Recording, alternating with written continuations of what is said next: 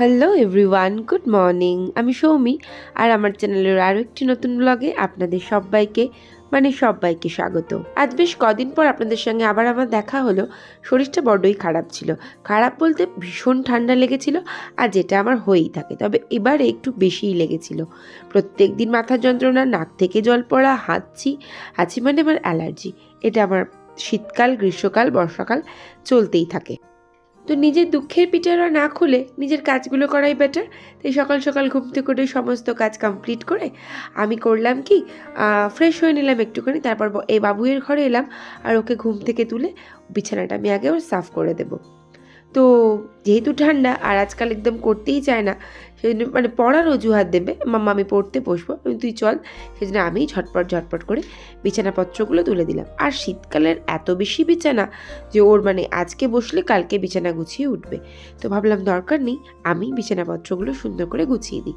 ও ততক্ষণ ফ্রেশ হয়ে নিক, তারপর পড়তে বসে যাবে। এরপর আমি বাবুয়ের ঘরদোর পরিষ্কার করে চলে এলাম চা বসাতে। তো এখন বেশ সকালেই সাড়ে আটটা বাজে। হ্যাঁ, তো চলে এসে আমি প্রথমে আগে করলাম কি, রান্নাঘরে আমার ইন্ডাকশান ওভেন জ্বালিয়ে চা বসিয়ে দিলাম। মায়ের জন্য চা করব, আর আমি আমার জন্য করব কফি। তো চা কফি সমস্ত কিছু কমপ্লিট করতে হবে ইমিডিয়েটলি, কারণ জানালা দিয়ে না হালকা একটা রোদ এসে পড়েছে। আর বাবুর সাথে বকবক করতে করতে আমি তো মানে ভুলেই যাচ্ছি কখন চা বসাবো, কোনটায় কফি দেবো, মানে গন্ডগোল হ্যাপাজার্ড।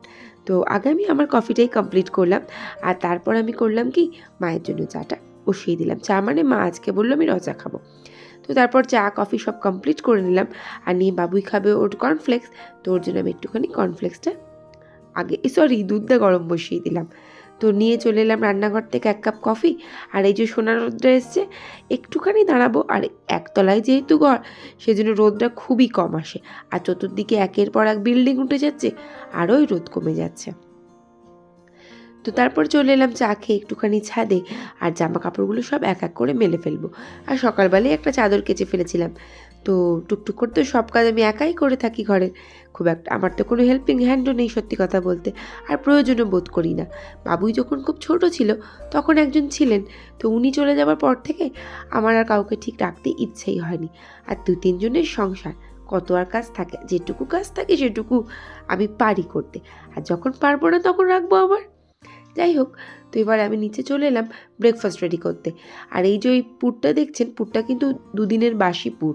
তো আমি রেখে দিয়েছিলাম, আর ভাবলাম চলো রাতের বেলা খাবো না, আর একটু মোটা মোটা করে পরোটা করে এই কড়াইশুঁটি কচুরির পুরটা দিয়ে আজ পরোটা বানিয়ে খাবো। তো পরোটাগুলো আমি সুন্দর করে বেলে নিলাম, আর একটু মুচমুচে করে একদম পরোটাগুলো সুন্দর করে ভাজবো। কারণ নরম নরম যদি ভাজা হয় তমাল ঘোষের খুব একটা পছন্দ হয় না। তো আদৌ জানি না উনি খাবেন কি না। তো সত্যিই না খেয়ে চলে গেল এখন বাজার। আর যাওয়ার সময় বলে গেল, পিঙ্কি তুমি করো, আর আমি এসে বাজার থেকে তারপর খাবো। তো তমাল চলে গেল বাজারে, আর আমি করলাম কি, আমি একটু ভাবলাম আমার তো পেয়েছে জোর খিদে, আমি খাবো। উপস, চশমাটা দেখলেন তো, বাবুয়ের চশমা, ও পরে না, আমি মাথায় করে নিয়ে চশমাটা ঘুরছিলাম। তো পড়ে গেল, মানে ভাঙবে না, ওই ফাইবার না কি বলে না, ওই তার চশমা। যদি বা এই চশমাটা ও পরে না, কারণ ওর পছন্দ না। আর ও বলেছে ও 11-এ উঠলে তারপর ও নাকি চশমা পড়বে, ততদিনে চোখে কম দেখেই ও নাকি পরীক্ষা দিয়ে দেবে। জি ভালো, পরীক্ষা কম মানে চোখে কম দেখে যদি তোর ভালো পরীক্ষা হয় তাই সই। তো তারপর কিছু বাসন পড়েছিল, যে বাসনগুলো তো মেজে নিতেই হবে, আর জলে হাত দিলে না মনে হয় হাতটা কুটুস করে আমার কেটে চলে গেল। তো এরপর টাসনগুলো আমি মেজে নিলাম, আর তমাল বাজারপত্র করে নিয়ে চলে এসেছিল। বাজার বলতে সেরকম আমি কিছু আজ করতে না করেছিলাম, ফ্রিজটা একটু সাফ করব, তারপর ভাবলাম করব। তো তমাল তবুও কিছু বাজার করে এনেছিল, আর একটু চিকেনও এনেছে। তো আজকে আমি একটু শিম ভর্তা করব, আর একটু কুমড়ো ভর্তা করব, আর করব চিকেন, ব্যাস। তো শিম ভর্তা করার জন্য আমি প্রথমে না শিমটাকে সিদ্ধ করে নিলাম, আর তারপরে শুকনো লঙ্কা আর কয়েক কোয়া রসুন আমি ভালো করে তেলে ভেজে নিলাম। আর তারপর সেটা মিক্সারে দিয়ে মানে ব্লেন্ডারে দিয়ে ভালো করে ব্লেন্ড করে আরও একবার কড়াইয়ের মধ্যে দিয়ে ভালো করে ওটা শুকনো শুকনো করে নিলাম। আর একদিকে আমি ওই শিম ভর্তাটা করছি, আর একদিকে আমি চিকেনের জন্য আলুটা ভাজতে বসিয়ে দিয়েছি। তো একদম শুকনো শুকনো করে আমি শিম ভর্তাটা নামিয়ে নিলাম। আর এদিকে আমি কুমড়ো ভর্তার জন্য তেলের মধ্যে ওই শুকনো লঙ্কা আর ওই দেখতেই পাচ্ছেন রসুনটা আমি প্রথমে ভেজে নিয়েছিলাম, তারপরে কুমড়োগুলো একটুখানি জিরে দিয়ে ভেজে নিলাম, আর একটুখানি পেঁয়াজও ভেজে নিয়েছিলাম, দিয়ে তারপর সুন্দর করে আমি এটাকে মেখে নিলাম। তো এরপর আমি চিকেনটা বসিয়ে দেবো। তার জন্য আমি কিছুটা পেঁয়াজ কুচি করে নিয়েছিলাম, আর পেঁয়াজ কুচি করে একটু লাল লাল করে ভাজা হতেই আমি ওর মধ্যে আদা রসুনের পেস্টটা দিয়ে দিয়েছিলাম। তো ব্যাস, এটা তো রোজের রান্না, এটা আর কাউকে কিচ্ছু শেখানোর নেই, সিম্পল একদম চিকেনের একটা ঝোল। তবে আজকে চিকেনের ঝোলটা কিন্তু বেশ ভালো হয়েছিল, বাবুই আমায় পরে বলেছিল। তো রেসিপিটা একদম সিম্পল, দেখতেই পাচ্ছেন। আমি একটুখানি আদা রসুন বাটাটা দিয়ে দেওয়ার পর চিকেনটা তুলে দিলাম, আর তারপর একটুখানি কিছু মশলা আমি ভিজিয়ে রেখেছিলাম, লঙ্কা গুঁড়ো, হলুদ গুঁড়ো, ধনে আর জিরে গুঁড়ো, দ্যাটস ইট। তারপর সেটাও আমি দিয়ে দিলাম, আর একটুখানি টমেটো বাটা দিয়ে দিলাম। তো এবার টমেটো বাটা দিয়ে খানিকক্ষণ কষিয়ে নেবো, যতক্ষণ না তেল ছাড়ে। ওই ঢাকা চাপা দিয়ে যেটুকু রান্না হবে, তেল ছাড়বে তবে তো আমি জল দিতে পারবো রান্নায়। তো তার জন্য আমি করলাম কি, আগে ভাতটা বসিয়ে দিলাম। তো ভাতটা বসিয়ে নিয়ে আরেকবার চেক করব যে সব ঠিকঠাক আছে কি না, তারপর তো জল ঢালবো। তো দেখে নিই, হ্যাঁ মোটামুটি দেখলাম আমি ততক্ষণে তেল ছেড়েই দিয়েছে।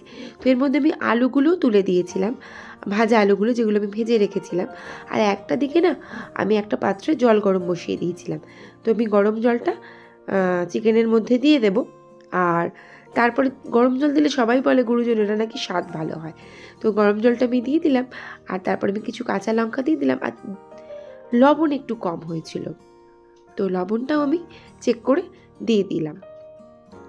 তো বাস, চিকেন রান্না কিন্তু একটু ফুটে গেলেই আমার ডান হয়ে যাবে, কোনো চাপ নেই। আর তারপরে আমি আস্তে আস্তে করে সব কিছু গুছিয়ে ফেলবো। আর একটুখানি জল বাকি ছিল, সেটাও আমি দিয়ে দিলাম, আর নষ্ট করবো কেন, গরম জল বলে কথা। তো এরপর আমি ভাতটা, মানে চিকেনটা হয়ে গিয়েছিল, তো ভাতটা যেহেতু আমি দুবার ফুটাই, তো ভাতটা আমি দ্বিতীয়বার ফুটিয়ে উপর দিয়ে দিলাম। আর এবার আমি চিকেনটা না একটা পাত্রের মধ্যে তুলে নেব। আর যদি আমি সব, এই যেহেতু বেসটার বেশ বড় আমার কড়াইটার, তো সেই জন্য না হুড়মুড় করে আমি ঢালতে পারি না। তো একটু একটু করে তুলে নেবো, একটা একটা করে, মানে মাংসগুলো আলুগুলো সব তুলে নেব, তারপরে আমি ঝোলটা টুকুস করে ঢেলে দেবো, এই আর কি। তো রান্না মোটামুটি আমার কমপ্লিট। আর গ্যাস ওভেনটা এবার আমি পরিষ্কার করে নেবো, ব্যাস, তাহলে রান্নাঘরের টোটাল কাজ আমার হয়ে যাবে। যা বাসন ছিল, কিছু বাসনও আমি মেজে ফেলেছি, তবে সব কাজ করে নিই, তমালের খাওয়াটাও হয়ে গেলে ওই বাসনগুলো গুছিয়ে মুছিয়ে তারপর তুলবো। এদিকে বাবুইকে আমি খেতে দিয়ে দিয়েছি। ও বললো ভর্তাগুলো নাকি মারাত্মক ঝাল হয়েছিল, আর আমি যখন খাচ্ছিলাম আমার ঠিক সেই কথাটাই মনে হয়েছে। তো প্রথমে আমি আজ মাংস তো খাবো না, সেজন্য শিম ভর্তা দিয়ে একটু ভাত খেলাম, আর তারপরে ভাবলাম কুমড়ো ভর্তাটা বোধহয় ছুতেই পারবো না, তবে এর ঝালটাই আমার তুলনামূলক কমই মনে হয়েছে। মানে যেহেতু কুমড়োটা একটু মিষ্টি, ঝালটা মনে হয় কোনোভাবে অ্যাডজাস্ট হয়ে গেছে। সবার আমাদের মোটামুটি খাওয়া হয়েই গেছে। তো ব্লগটা আমি এখানে শেষ করলাম। ভালো লাগলে প্লিজ পাশে থাকবেন, আর ভিডিওটা দেখার জন্য থ্যাংক ইউ।